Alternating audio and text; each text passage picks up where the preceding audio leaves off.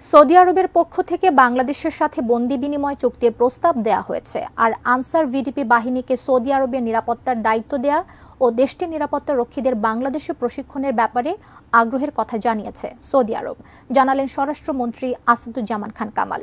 দুপুরে রাজধানীর হোটেল লা মেরিডিয়ানে বাংলাদেশ সৌদি আরব স্বরাষ্ট্রমন্ত্রী পর্যায়ের দ্বিপক্ষীয় সভা অনুষ্ঠিত হয়। সভায় সৌদি সরকারের পক্ষ থেকে অংশ নেন দেশটির উপস্বরাষ্ট্রমন্ত্রী ডক্টর নাসির বিন আব্দুল আজিজ আল দাউদ। সভা শেষে সাংবাদিকদের সাথে আলাপকালে স্বরাষ্ট্রমন্ত্রী জানান, ৬৯,০০০ রোহিঙ্গা যারা ১৯৭৩ থেকে ৭৪ সালে বাংলাদেশের পাসপোর্ট নিয়ে সৌদি আরবে গিয়েছে ফেরত নেবে না বাংলাদেশ, তবে তাদের পাসপোর্ট ধাপে ধাপে নবায়ন করবে বাংলাদেশ। তারা প্রস্তাব করেছে দুই দেশের বন্দি বিনিময় চুক্তির কথা তারা প্রস্তাব করেছে।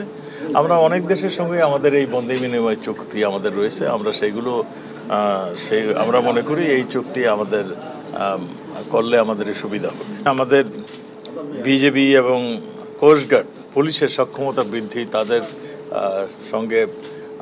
সঙ্গে আন্ডারস্ট্যান্ডিংয়ের মাধ্যমে সক্ষমতা বৃদ্ধির কথা আলাপ হয়েছে।